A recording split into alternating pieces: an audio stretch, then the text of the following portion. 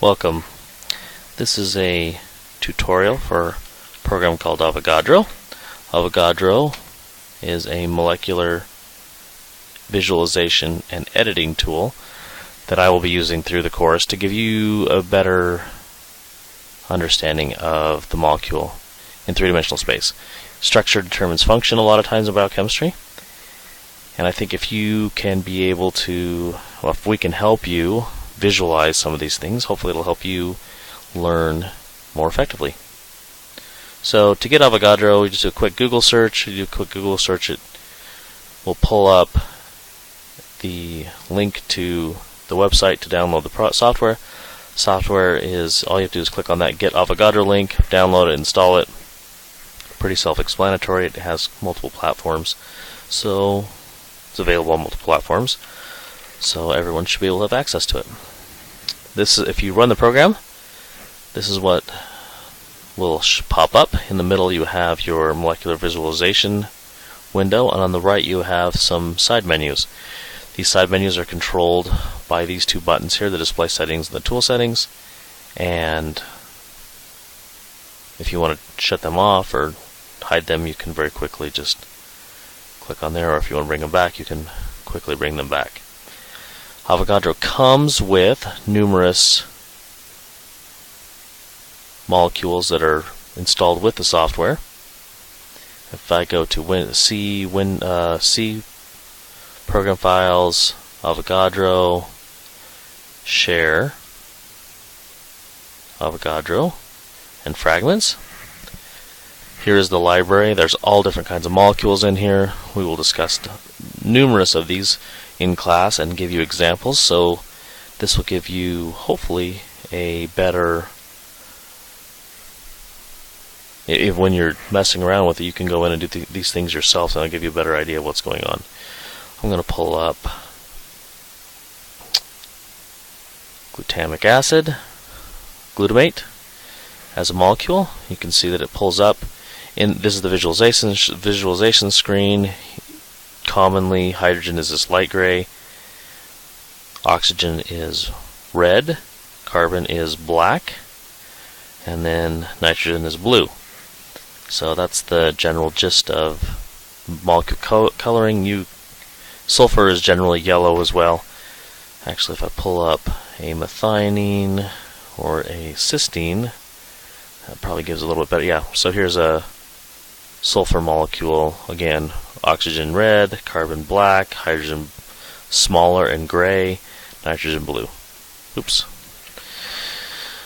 So as you saw there, the tool that's selected is the draw tool, so I can actually, and that's not what we're focusing on in this tutorial, but I can draw with it. I want you to click on the navigation tool. You can also hit F9 on that, and the navigation tool will allow you to freely move this molecule all around. So if I click in an open space, it will rotate around the center, and I can move this molecule to wherever I need it to go. Now, I can also click on the molecule and rotate it around in three-dimensional space. It takes a little bit of getting used to, but once you get it down, it's pretty straightforward. All of that is done with the left mouse button, so I just click and I can move around in three dimensions. So X, Y, and Z also comes out into the screen, which you can do. Okay, so that's this molecule. That's this tool, or it's called the navigation tool. It's right there, this blue cross in the middle. It allows me to rotate around an axis. If I want to zoom in, I use the scroll mouse feature, which is usually in the middle button, so I can zoom in and out using that. If I'm going to move the molecule around, I can just click and hold down the right mouse button, and it'll move the molecule around to wherever I see fit. Again, I can, with the right mouse button, I can move this molecule around wherever I want to move it on the screen. A few other features. This icon right here is for the bond centric manipulation tool. If I want to know the bond angle between two molecules, I can click, or I just click on the molecule. It'll give me all the bond angles that exist within that, or on that molecule. So right there tells me the bond angle for this sulfur between the two molecules. The next tool we'll show you really quickly is the manipulation tool. If I want to move a molecule around, I can move a molecule around. That's not commonly something we do, that I will be doing, but it's distinctly possible. So you can do that if you'd like. The other one is the selection tool. If I click on a molecule, it kind of gives me the sphere. And I also, if I right click on it, I can change the radius, I can change the label, I can change the colors if I'd like to. It's not commonly something we do. There's a couple other tools on here. The important one that we're going to just quickly look at is the click to measure tool. If I want to know the distance between two molecules, if I click on this one and this one, down the bottom here it tells you how many angstroms apart those molecules are, which is a very handy feature. So between 2 and 3 is 1.8 angstroms. That can be handy going forward. Okay, so as I mentioned earlier, the display settings are over here. The tool settings button are right here. If I'm on the auto navigation button, or if I'm on the selection button, I can select by atom bond, I can select by residue, I can select by molecule. So that's the tool menu, or the menu down here, and I can make that go away by just clicking on the tool settings. If I want to quickly add like a label here, I can click on the label button in the display settings, and it'll add a label and tell you which carbon is a C1, which one's a C2, which one's C3, etc. I can also there's a ton of other features in here. A lot of them are useful for amino acids, which we'll get to later.